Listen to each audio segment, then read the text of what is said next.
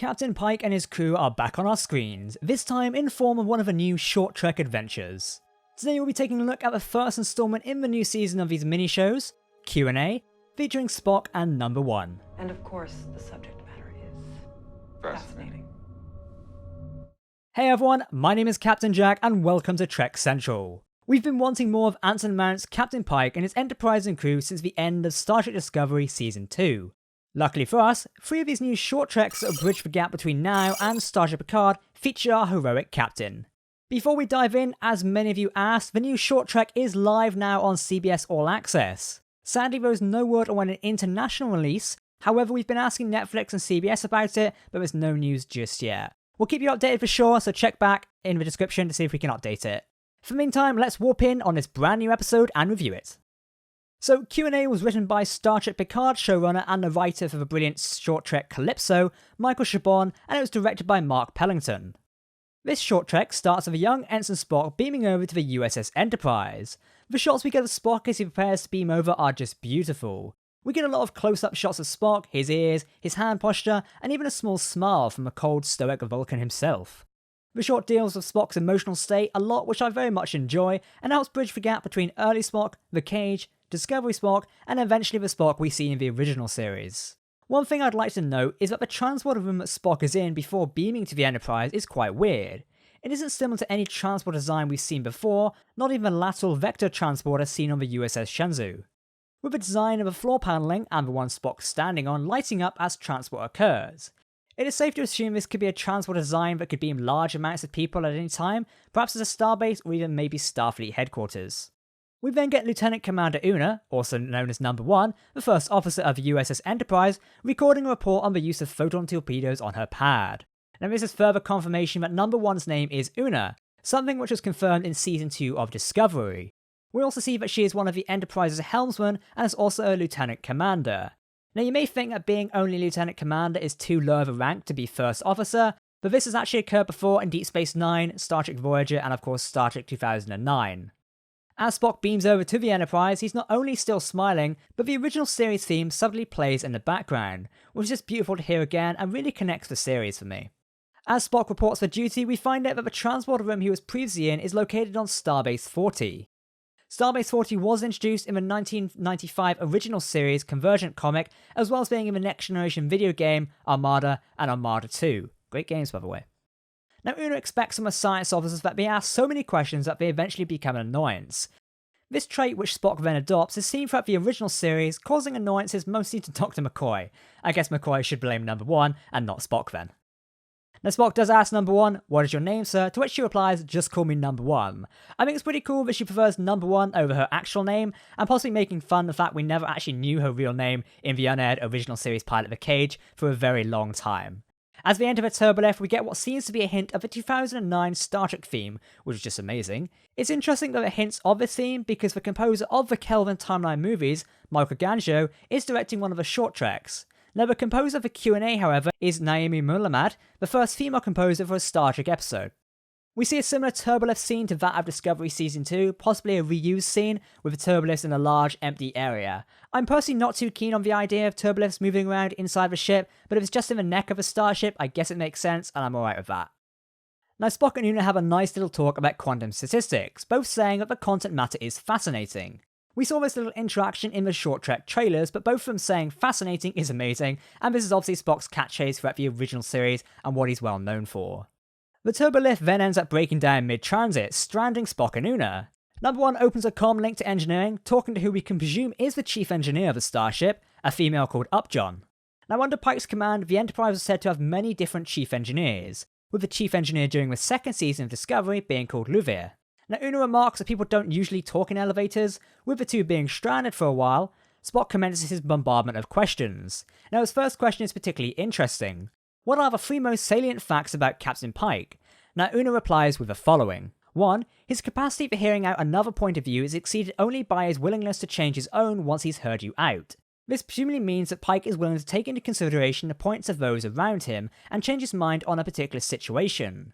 This is a good quality for a captain and reflects what type of a person Christopher Pike is. 2. Even though he's the most heavily decorated fighting captain in Starfleet, he views resorting to force as an admission of failure. We've always seen Pike trying to uphold the Federation ideals and always trying to steer a situation away from a fight. We also know Pike as a heavily decorated officer, with his name showing up alongside other greats such as Robert April, Jonathan Archer, Matt Decker, and Philippa Georgiou. We know he's received at least 17 different awards and honours, Pike also getting an award named after himself, the Christopher Pike Medal of Valor, one of which was awarded to Benjamin Sisko centuries later. Number 3, he is utterly unsentimental, except when it comes to horses. Now, ever since The Cage, we knew that Pike loved his horses. He used to ride in the Mojave Desert, Tango and Mary Lou. Now, what is quite funny is Spock is confused by Pike's fondness of horses, to which Una advises that he stays away from the subject. I really want to see how Anson Mount's Pike talks so enthusiastically about horses, that would be great. Little tidbits of information is why I think a Pike series of Anson Mount could work so well. You could really imagine them on their way to an away mission, and Pike constantly bringing up horses and things like that. A bit like how Archer from Enterprise used to bring up water polo all the time. Those little tidbits of information really propel a character for me. Spock picks up on these answers and says, "You've made a most careful study of the captain," which Una takes back a little. Obviously this takes place before the events of Talos 4, but we know from the unaired pilot The Cage is that number 1 does have an interest in Captain Pike, and the fact that Spock has been able to nearly deduct that from a couple of minutes he has spent with her must be quite shocking. The scene changes to Spock and Una sitting in the turbolift, obviously some time has now elapsed, and Spock is still bombarding Una with a multitude of interesting questions, such as, which version of the OS are the ship's computers running? Now Spock and Una have similar thoughts on many different things, such as torpedo salvo models, and also OS versions. Now Spock asks about the particular glucose matrix that the food synthesizers use, with Una saying they're made up using an Una matrix, which informs Spock that number 1's name is Una. It's cool that Spock is asking about food synthesizers as the technology used to create food before replicators were invented. My favourite question Spock asks is a very intriguing one. Have you ever considered the Prime Directive is not only unethical, but also illogical and perhaps more indefensible? The reason why I like this question is that the ethics and morals of the Prime Directive have been a source of fan debate for decades, so seeing it brought up by Mr. Spock is just really cool.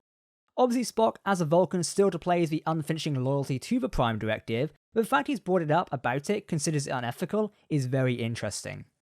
We don't hear the entire question, but Spock says something about the universe being designed as a simulation.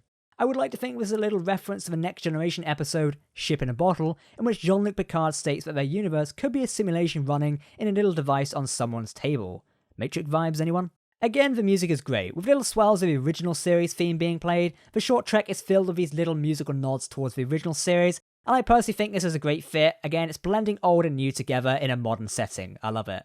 Now Spock's final question is one we all find funny. Do you like eggplant? It's just odd for a Vulcan to say that after an array of such intellectual and interesting questions. But it gets a similar response from us, the viewers, as well as Una, number 1, as she decides to take action to try and fix the turbolift problem herself. We can see she's now getting rather annoyed about being stuck with Spock and the questions. Rightly so, they are weird.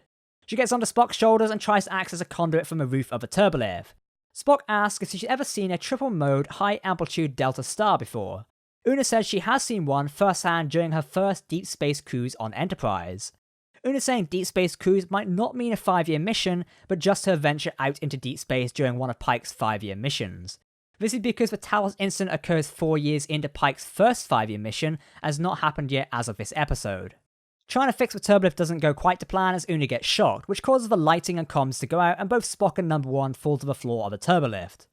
As the lights and comm system come back to life, the new plans that Lieutenant Amin, a character we saw on the bridge of the Enterprise in Discovery Season 2, will rappel down the turboshaft. Shout out to Samora Smallwood who plays Lieutenant Amin, as she seems to really love her character, and I'm sure we'd all love to see more of her as well. We also get a throwaway line about the former rescue mission to the Ling Plateau, something that Enterprise was a part of. I just love small little references that make the ship and its operations come to life. I also think it builds up the character of the Enterprise before, not that it needs doing, but we're learning more about the history of the ship, it's always great.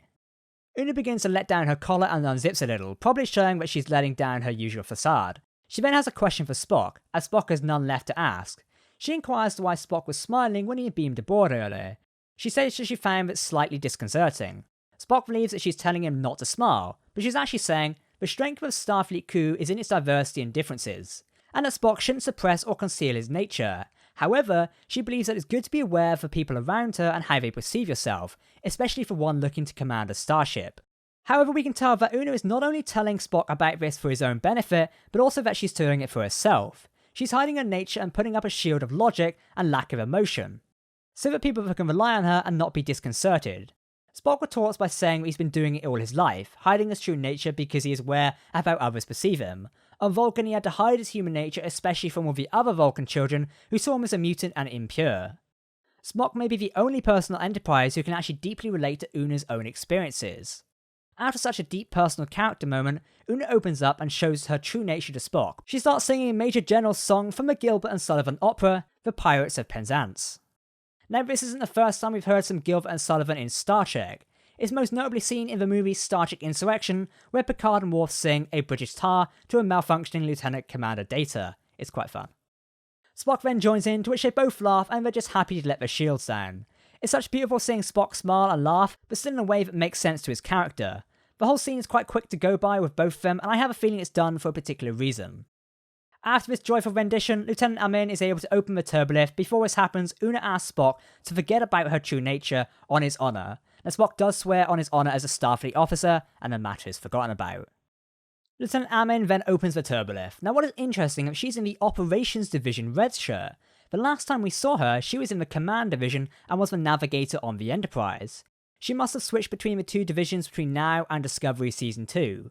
Or maybe she'll learn what happened to red shirts on the Enterprise. Now we then cut to the bridge where we finally see our favourite current Starfleet captain, Christopher Pike. Spock walks onto the bridge and Pike turns to Una and asks if he's the new boot. Una pretends not to know who Spock is, which slightly shocks Pike, but his logical exo doesn't seem to remember the new arrival's name. Pike turns to Spock and asks him if Vulcans ever feel awe, to which Spock replies that they do, but they tend to keep it to themselves, not only looking at the beautiful nebula in front of them, but also to Una, hinting that he's going to keep her secret to himself. And that was our little breakdown on the first of our new batch of short treks, Q&A. I truly love this episode, and it ranks high within the short treks and Star Trek as a whole. These 50 minutes gave us some great interactions and character studies on not only Spock as a character, which you already know so much about, but also Lieutenant Commander Una, who just shines in this episode. Even Peck and Rebecca Romaine did a great job of bringing such great depth to these beloved characters. These interactions with Spock and Number 1 are simply fantastic. Both her and Spock are extremely similar, and those similarities are embraced in this short. Both have extremely similar heritages and upbringings. Spock is half human, but has embraced his cold, logical Vulcan side, whereas Una is human, yet embraces rationality and the lack of emotion. Yet together they can let their full masks to fall and embrace the side of themselves they usually keep to themselves. I like how this is built up as it brings more depth to the characters, both of them in a way. I'd also like to say that the engineer Upjohn was great. I hope we see more of her in the future, and as stated, it's always good seeing Samara Smallwood as Lieutenant Amin, and of course Anson Mount as the wonderful Captain Pike. The next short trek adventure, titled The Trouble of Edward, is due to release later this week on October 10th. We're really looking forward to more of these mini episodes in the Star Trek universe and can't wait to review them all for yourselves. That's a wrap on our review for the Q&A short trek today. We're still wanting a Captain Pike show and can only hope it'll be announced next year, given that CBS and head honcho Alex Kurtzman seem to be loving the fan reaction to Pike, Spock, and Number 1. If you want to keep up to date with the latest Star Trek news, lore, and more, then make sure to subscribe to Trek Central here on YouTube. You can also follow us on social media or check out our website for new articles every week. For now, I've been Captain Jack, thank you for watching, and as always, live long and prosper.